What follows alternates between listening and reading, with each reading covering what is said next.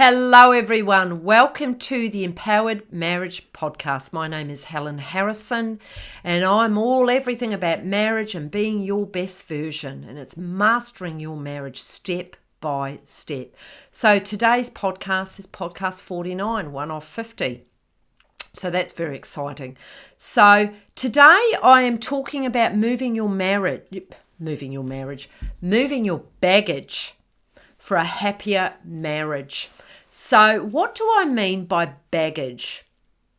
If you've been on the planet for 20, 30, 40, 50, 60 years, we've all had events that have happened in our life.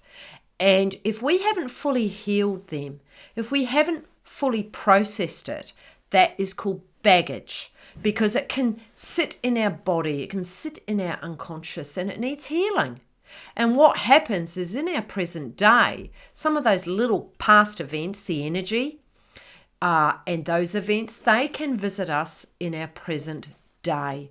So what I'm going to talk about today is someone who has moved their baggage and someone who hasn't, and what needs to happen for you to be able to move forward. Because sometimes we're not even aware that we haven't moved our baggage. What do you mean? Baggage. So that's what I'm going to talk about today. So if you are in a marriage or in a relationship and you don't have a lot of baggage, this is how your life's going to be. Number one, your muscles, I know that sounds odd, but your muscles are soft and your breathing is soft. It's not labored. You're just very much in a relaxed state. You're not hypervigilant, because often that is where we are at if we have baggage. You also are very present in the here and now. So a question to ask yourself is, where does your thinking go? Is your thinking in past stuff? Does it keep coming up? Or is it in the future? I know for me, I've had a lot of baggage. I mean, this is why I do the work that I do, because I've had a lot of baggage. And I didn't live in the present, in the here and now. My mind was very much in the past or in the future. It wasn't in the here and now. And that's really important. Another one is, if you don't have a lot of baggage and you're very clear from all of that, you will know how to enjoy yourself, to have pleasure, to have joy, to enjoy your life. You don't have to be doing all of the time. You also can cope and enjoy change. That's a big reason why I've called my business, the counselling coaching part of it, Power of Change, because I did not deal with change, because change for me was scary. It would bring up fear. I would feel unsafe. And so I have had to work on that. I have had to move my baggage so that I can deal with change, and that change is okay, and that it doesn't bring up fear in me. Also, when you don't have baggage, you're thriving. You're not in the survival way of living. You're thriving and you're calm, and you feel grounded. You feel centered. For a large part of my life, I have not felt grounded. I have not felt centered. And also people I work with, they find it difficult to make decisions, because to make decisions, you need to feel grounded. You need to feel centered. You need to be able to come from that place, making decisions from the head, the heart, and the gut. So coming back to, if you haven't got much baggage, you feel grounded. You feel centered. You know that you can make decisions coming from the integrity that you have within yourself. Also, when you've cleared your baggage out, you trust that flow of life. You just get that in life. There's things that you can control that are in your control. And then there's other people. You can't control other people, and you get that. And you also get that, whatever you want to call it, God's business, universe's business, you got no control over any of that. And you're okay with that. You know that your circle of control is you, and that is the only one that you have any control over. So all of this, it keeps coming back to your own integrity and the groundedness within you. And so, this topic I'm talking about today is how much baggage you're carrying and how much of it shows up in your marriage. You also, when you don't have a lot of baggage and when you're coming from a place of thriving and calmness, you're able to calm that monkey mind. Meditation, mindfulness. You're just able to come back to the here and now. You're able to drop into yourself. You're able to let go that need to worry. Because when we've got baggage, when we've got stuff going on, you find it very hard to bring in that calmness. So, and which is very hard if you're in a relationship. So there's so many things. I've listed them. So this list is on my website, powerofchange.com.au. Have a look at the list. And so when you have baggage, and so when you have baggage and when you have had things that have happened in your life that you are not at peace with, you then, number one, you are often going to find it hard to be very present in the here and now. It's the opposite to what I've just talked about. So when you have baggage, you also you find it often quite difficult to actually enjoy yourself and to bring in pleasure because life's tough. Life's hard. You're in that survival way of living. When you have baggage, you haven't let any of that go, and you're in a survival way of thinking. It's hypervigilant. It's push, push, push. Whatever you do, it's not good enough. You're not good enough. Whatever you do isn't good enough. I could talk about this topic for hours, but ultimately, it's for you to work out where you sit. Are you in the hypervigilant way of living, that push, push, go, go type of living? Or are you down here where you're calm and you're thriving and you trust the flow of life? So I'm going to go back up to this way of living, this hypervigilant way of living. You often find it very hard to be grounded, to be centered. You find it hard to do meditation. Whatever you do, it's not good enough. You also, there's so many. When we're up here, often we have symptoms. Some of those symptoms can be stress, anxiety, depression, PTSD, OCD, addiction. But ultimately, when we're living in this hypervigilant way of living, a survival way of living, it's this push-push way of living. It's a mentality of whatever I do, it's not good enough. It's a terrible way of living. And I've lived there most of my life. I don't live there now.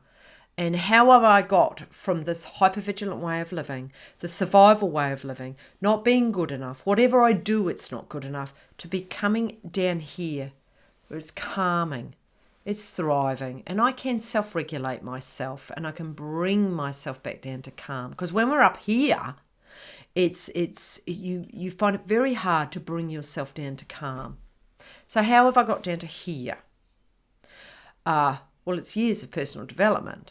But it's ultimately why are we up here? We're up here due to trauma. We're up here due to the fight, flight, freeze response. Because our body goes into that. When we're in a stressful situation, our body goes into fight, flight, freeze. And it never actually comes back down to calm. And why doesn't it come back down to calm? Well, research is still out why it doesn't come back down to calm, but our unconscious does a beautiful job of keeping us safe, keeping us in that hypervigilant way of living. However, sometimes you do need to see a therapist, so you either see me or you see someone else who can specialise and bring you back down to calm. Because when you're living up here, when you're in a marriage, you will get triggered really, really easily. Your partner will say something to you and you get on the defensive and you either get in and you fight back or you do the flight. Well, I'm out of here. Well, if you don't like it, I'm out of here. or you do the freeze. I mean, the freeze was where I used to go. It's a terrible way of living, but I've done that most of my life. Go to that freeze place, and the unconscious keeps you safe, so it'll keep you in that way of living. But ultimately, coming back to move your baggage for a happier marriage, it's moving your baggage, and it's being responsive, being open to moving your baggage. When you live with baggage and in that hypervigilant way of living, and I'll bring it back to me. I find that easier. So for me, I've had anxiety most of my life. I've lived in that hypervigilant way of living most of my life. Where's it come from? We all have an initial event where it first began. So for me, I've had to go way back to the beginning of my life, because when we've had trauma, when we've had a huge amount of stress, our body goes into the fight, flight, freeze. Now, you may notice I'm repeating myself, but I'm repeating it in a way that one of these ways that I'm repeating it, you'll get it and it'll lock in and you go, oh my God, she's talking so much friggin' sense. So for me, having lived in this hypervigilant way of living, I have lived there my entire life. Now, why? So for me, the first time I felt unsafe was right at the beginning of my life, because I'm adopted. And so imagine, I'm a little person, I'm a little baby, and I look outside of myself, and my biological parents are no longer there, and I have now strangers who are beginning to raise me up. So, yes, it's all pre-verbal, but the body remembers everything. And so little me remembers, I go into the fight, flight, freeze, that stress response. And so I've never actually come back down from it until now. The last few years, I have now gone back to the original event, which is when I was adopted. In fact, I've gone back even further in the womb, but I'm not going to get into that now. But going back to the original event of when the fight, flight, freeze came in, and moving the energy. So the fear, the having a voice, because ultimately I lost my voice. I certainly haven't lost my voice now, and I'm making up for it now. However, for me, it's going back to the original event and finding my voice and moving that energy, the fear and that feeling of being unsafe. And so working with people, find a therapist. If you've got a lot of baggage, find a therapist who works in psychotherapy, because it's going back to that original event and moving the energy. Some of it you may be able to do yourself in inner work, going back to that fear at 5 years old, perhaps when your dad was yelling at you and you didn't have a voice, and part of you went into that fight, flight, freeze, and you shut down. Because so much of our baggage in marriage is due to our stuff at childhood. You've got to clear your baggage. If I get any message across in this podcast, it would be about taking responsibility for your baggage and moving it. It's not for your partner to go very gently and to not speak up or say what is on his or her mind. It's, the ultimate is where both people in a relationship, in a marriage, they own their own baggage. They've cleared it out. They've moved the baggage. They've moved past events that there's any energy stuck, so that you can share your inner worlds, share your outer worlds. You're not going to be worried if your partner is going to get triggered, if they're going to become angry, or if they're going to shut down on you, if they're going to stonewall you. It's for a marriage to go long term. It is the most amazing opportunity, marriage, to clear out your baggage. And, you may be sitting there and going, well, I'm with a partner who isn't going to clear out their baggage, so why should I? Good question. However, when you can take full responsibility of your own baggage, you've got no say in whether your partner does. That's totally their responsibility, and they either will or they won't. But do you not, because you're not sure if they will? what I see happen is that when one person begins looking at their stuff and their baggage and their triggers, and, if they get angry, they look at it and they do their work, it then has a ripple effect out, because the other partner's going, oh, my partner's changing. They're not actually responding. They're not getting angry like they used to, or they're not stonewalling, or they're not shutting down. They're actually sharing more of their inner world. I want some of that. I want to learn how to do that. So that's what I'm talking about when I'm talking about moving your baggage in your marriage. It is just so important to actually take responsibility. I've come out of a 30-year relationship, a marriage, and the most fantastic teacher, because I didn't have a voice. I had a lot of baggage, and it's been incredible. It's an amazing journey. And I reflect back, and I just think, wow, thank you. Thank you for that opportunity to be able to learn and grow. And it's, from the ending of my marriage, this is where the Empowered Marriage podcast has come from. I would never have thought, never in a million years, that I'd come out of the ending of my marriage and then want to talk everything about marriage.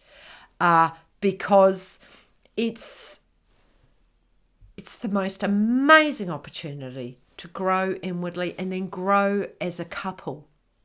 And so that's what I do by talking about marriage. So if you're listening to this and you're going, yeah, I have got baggage, but I'm really nervous. I don't want to go back and look at that past events. I've just put it in a box and put a lid on it.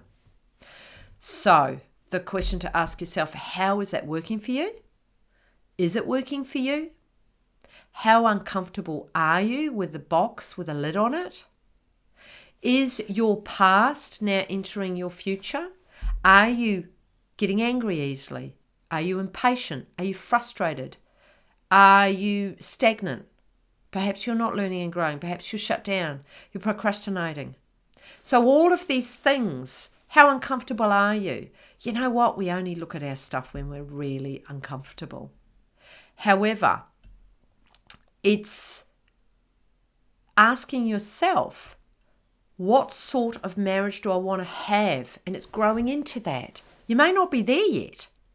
However, what sort of marriage do I want moving forward? So that's why it is crucial to move your baggage, to have that healthy, empowered marriage where your inner world matches your outer world, and that you can share, you can speak up, you can ask for your needs. You have a healthy self-esteem, you have a self-belief in yourself, and you don't need to control.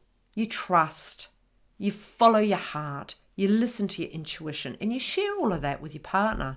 It's beautiful, it's exciting. So on that note, and I always finish up with on that note, I hope this has been really helpful for you.